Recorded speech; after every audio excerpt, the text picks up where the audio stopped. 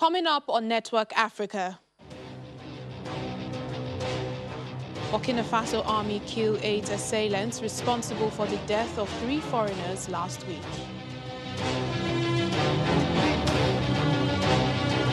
An Egyptian court rejects the bid for Suez Canal ship release. Plus,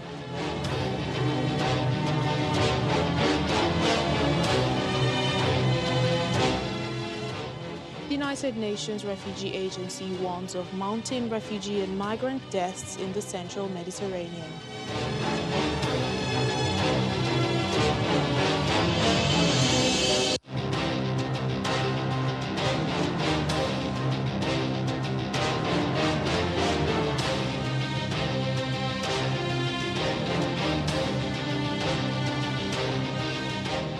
Hello and welcome to the program, everyone. I'm Layo Adegoke.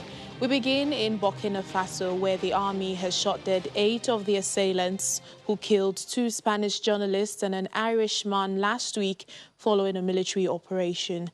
The army said in a statement that the 8 gunmen were neutralized as a result of sweep operations and equipment was recovered.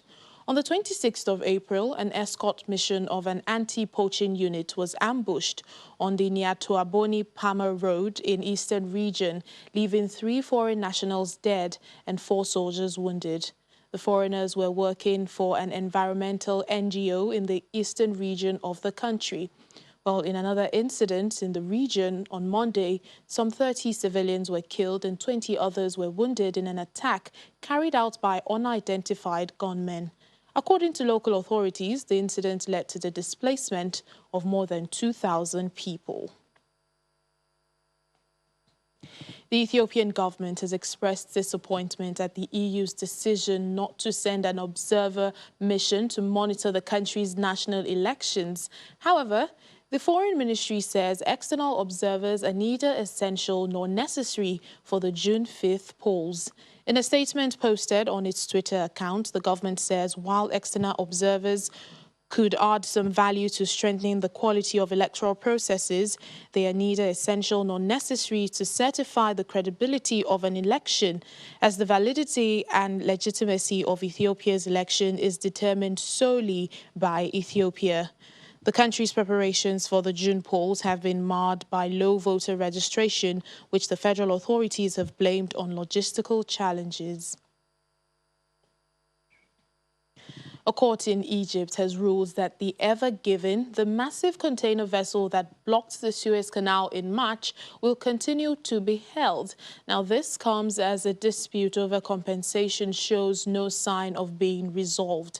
The grounding of the Ever Given for 6 days in March captured the world's attention, and it appears the story is far from over. The Suez Canal Authority is seeking almost $1 billion in compensation from the Japanese owner of the vessel. Well, the ship is currently impounded in a lake between 2 stretches of the canal.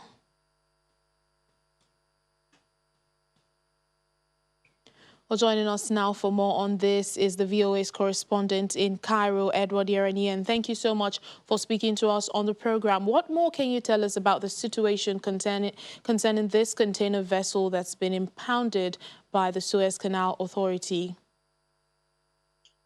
Yes, Lio, I think the most important point that we've seen in recent days is that the Japanese owner of the ship has asked those with containers on board to help defray the cost of paying Egypt whatever amount it's asking. I don't know if they're going to go willing to offer the full amount, which is apparently $916 million. Ostensibly, the owners of the containers on board the ship would be eager to get their containers to port in Rotterdam, so perhaps that's a way of raising money. Well, there has been no resolve, and, like you said, the Suez Canal authorities are seeking $1 billion, and you've just mentioned that, the Japanese owners are requesting from the stakeholders to help with the compensation. Have they agreed to this?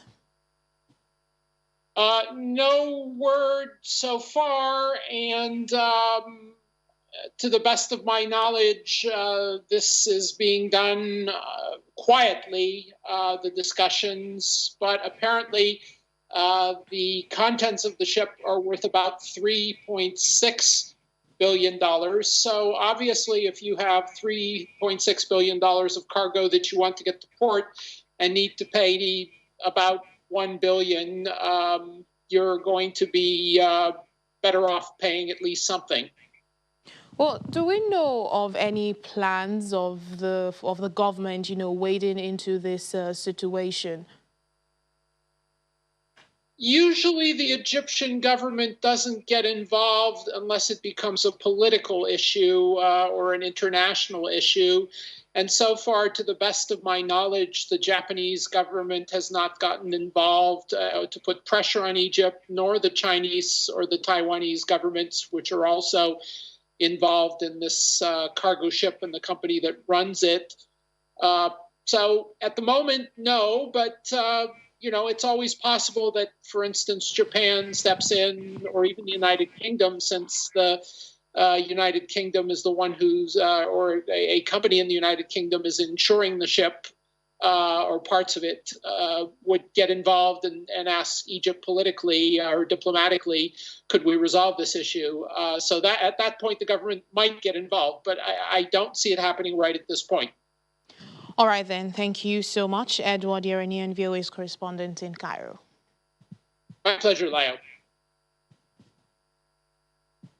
Following the latest rescue operations of migrants to Italy by charity ships in the central Mediterranean, the UN Refugee Agency is warning of mounting refugee and migrant deaths at sea, with a 170% increase of sea arrivals in Italy this year compared to the same period in 2020. The majority of migrants are said to originate from Mali and the Sahel, West Africa, Eritrea and North Africa.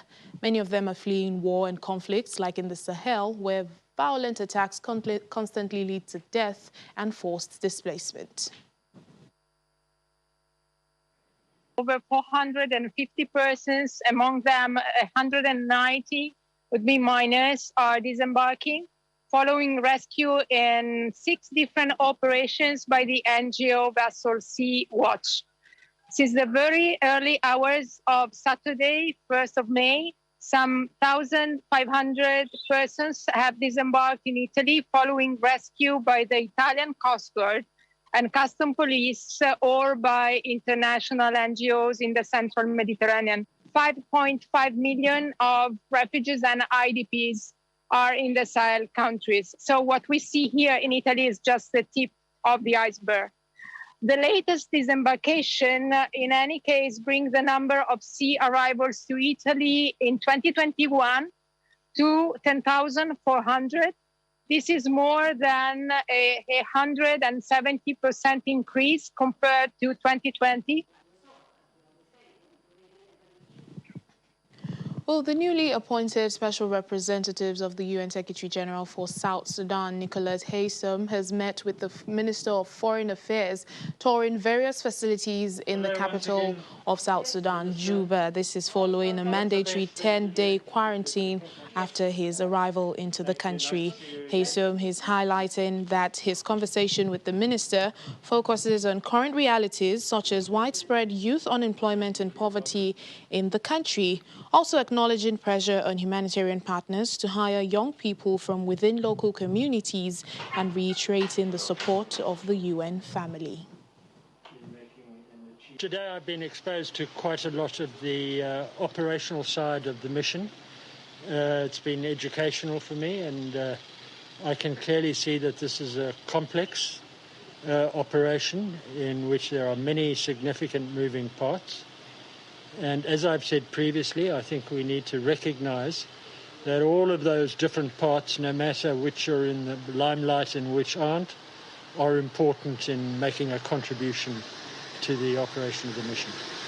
So I'm appreciative of what all our staff do in their various components. Hi, fellow participants. Meanwhile, the United Nations mission in South Sudan has organized a two-day workshop in the country's capital, bringing together local implementing partners which collaborate with the mission in action in quick impact projects across the country. The event, facilitated by the Relief, Reintegration and Protection section, aimed at training local partners in Central Equatorial State on the full QIP's spectrum, from writing more effective project proposals, strengthening the actual implementation phase, and monitoring and evaluating the impacts of these small-scale, low-cost interventions. So let me take this opportunity. Quick impact projects provide a vehicle through which the mission delivers on its mandate. And we've observed that there is a plethora of IPs implementing particular activities out there. However, there's a need to improve the quality of work they do and the manner in which they implement quick impact projects. So this workshop comes in handy and timely to equip our implementing partners with the basic skills to deliver on quick impact projects, from the formulation to the implementation and monitoring and evaluation. We're going to improve on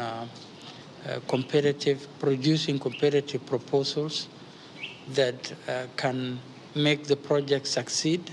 Because once you don't do it from the beginning at the level of proposal, there's no way that you can let the project succeed if you don't put some elements of the project in a proper way, which I believe we are going to get better in terms of proposal writing, and we are also going to get better on the side of implementation of approved proposals.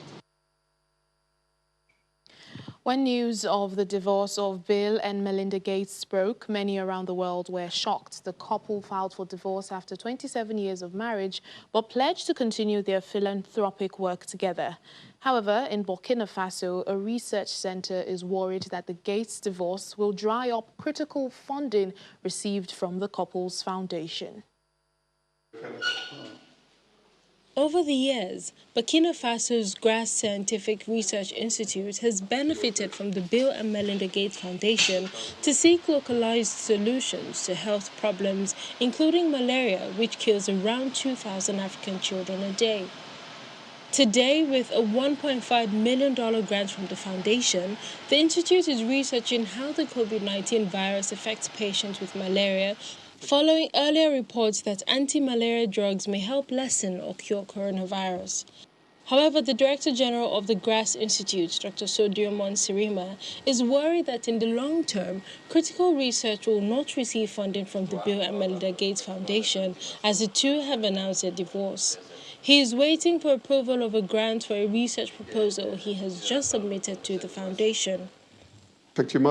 Here in our institute, we benefit from financing from different sources, including the Bill and Melinda Gates Foundation, to investigate a number of aspects of malaria and COVID.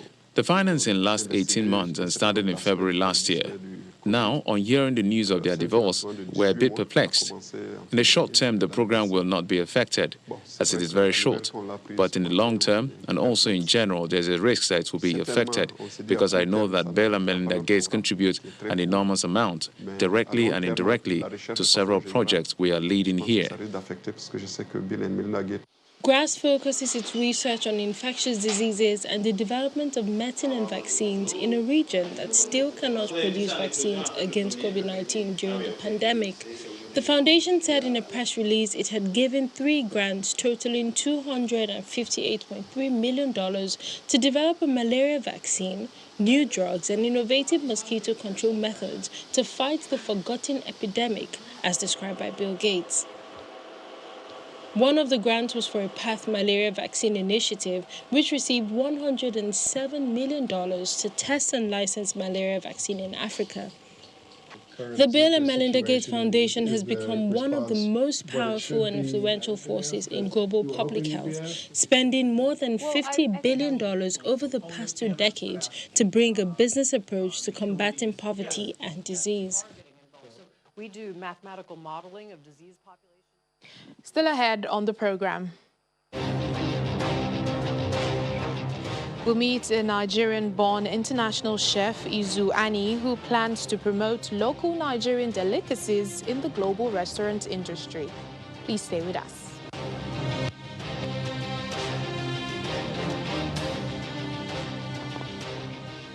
Welcome back to the program. Malawians are expressing concern after the water in Lake Malawi turned green in a rare phenomenon. The Fisheries Department has warned fishermen against fishing in the lake, saying it could be harmful. Forestry and Natural Resources Minister Nancy Tembo has explained that the greening is as a result of a bloom in toxic algae that occurred after heavy rains and wind mixed up the nutrients found at the bottom of the lake. Ms. Tembo said the lake had become eutrophic, which is a condition where aquatic life begins to die off as oxygen levels reduce, and she's warning people to stay away and give the green water 2 weeks to fade away. An annual report launched by an international alliance of UN, governmental and non-governmental agencies working together to tackle food crises, together has found that mounting numbers of people face acute hunger and require urgent life-saving assistance, with number of acutely hungry people in the countries hit by food crisis reaching in 2020 the highest level in 5 years. The Global Network Against Food Crisis report reveals that at least 155 million people experienced acute food insecurity at crisis or worse levels across 55 countries and territories in 2020. This represents an increase of around 20 million people from the previous year and a confirmation of a worrisome trend. Acute food insecurity has been rising steadily over the past 5 years. To prevent widespread famine from breaking out in 2021, humanitarian action is needed now to save lives and save livelihoods on a massive scale. FAO is on the ground, providing desperately needed livelihood assistance so rural population can continue to produce and access food. But we need the resource urgently. And why so? We know from experience that even in difficult crisis contexts, it is possible to help people produce food that keeps them alive. We know that no matter what, no matter the situation they are in, farmers are farmers, and they will try to keep farming, even in the most difficult circumstances. Our goal, therefore, is to help them farming. Preventing famine starts with producing food, right where it is most needed.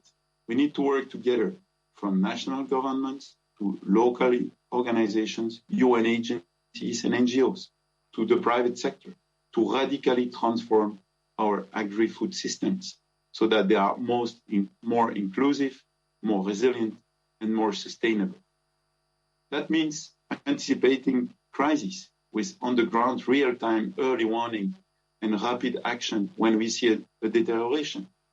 It also means strengthening social safety nets so that when a crisis happens, people have somewhere to turn to. It also means advocacy that is backed up by political commitment and sufficient funds to rectify the overwhelming impact and burden of climate extremes on the most vulnerable.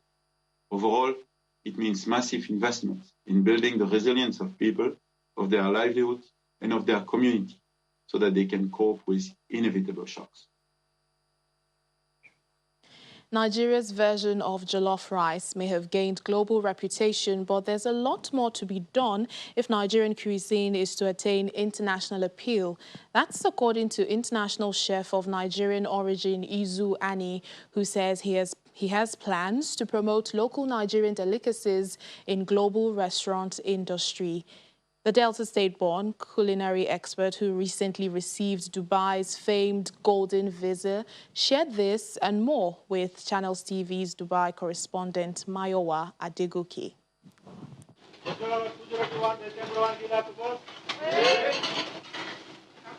Nigerian-born British chef Izu Ani, who was recently awarded a 10-year golden visa by the Dubai government, has revealed plans to showcase Nigerian food to the world in a bid to put the country in a more positive light.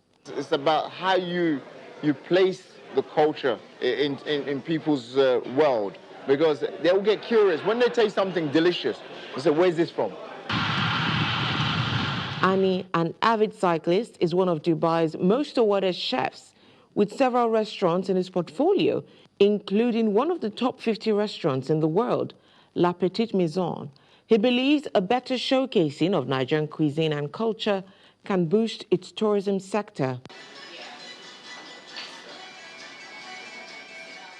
I've always wanted to do Nigerian food, but done with the education and understanding and training of where I've been from. Because for me, this is where the value, where I come back to Nigeria, not to take from them, but to come with my mindset. Because I've been to Nigeria a few times, and the structure of the restaurants, it's a different mentality. But imagine if you bring the mentality of what I've learned into the culture and the way we eat, it will elevate it remarkably. Born in Asaba, Delta State in 1977, Ani spent his early childhood in Onitsha before relocating to the United Kingdom in 1984, where his mother raised him. Her cooking has influenced his career and approach to food.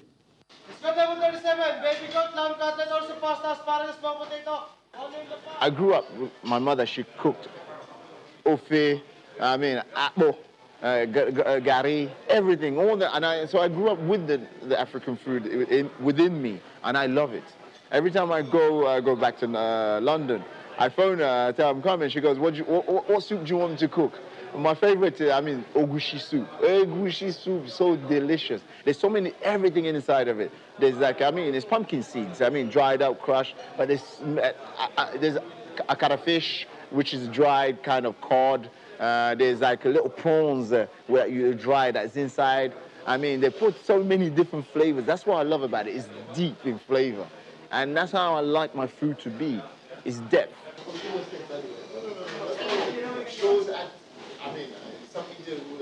Having mastered his culinary skills across Europe, South America, and Asia, Izu moved to Dubai, UAE in 2010, where he's now established his own restaurants and catered to several high-profile clients, including the Crown Prince of Dubai. He's especially proud to have received the Golden Visa, which grants him permanent residency in the UAE for a renewable 10-year stay. It makes me proud to be recognized. Every recognition shows the hard work. Although their identities are still unknown, other Nigerians have reportedly received the same honor from the Dubai government, a likely sign of his interest in the Nigerian market, which was the city's fastest-growing source market for tourism in 2019. From Dubai in the United Arab Emirates, Mayowa Adegoke for Channels Television News. Well, I would love to taste some of his cooking, but as we end the program today, a lot of women usually pray to have twins. Some even pray for triplets. But one woman in Mali got more than she bargained for when she gave birth to 9 babies at a go. Well, 25-year-old Halima Cisse gave birth to the nonuplets in Morocco after the Malian government flew her there for specialist care. Ms. Cisse had been expecting to give birth to 7 babies based on the ultrasound scans done in Mali and Morocco, but apparently they did not detect 2 extra babies. Mali's health minister says the 5 girls and 4 boys were born by cesarean section and are all doing well. The mother and her new brood are expected to return home in several weeks to come. Well, congratulations to her. That's it on the program for today. Thank you so much for watching. I'm Layo Adegoke.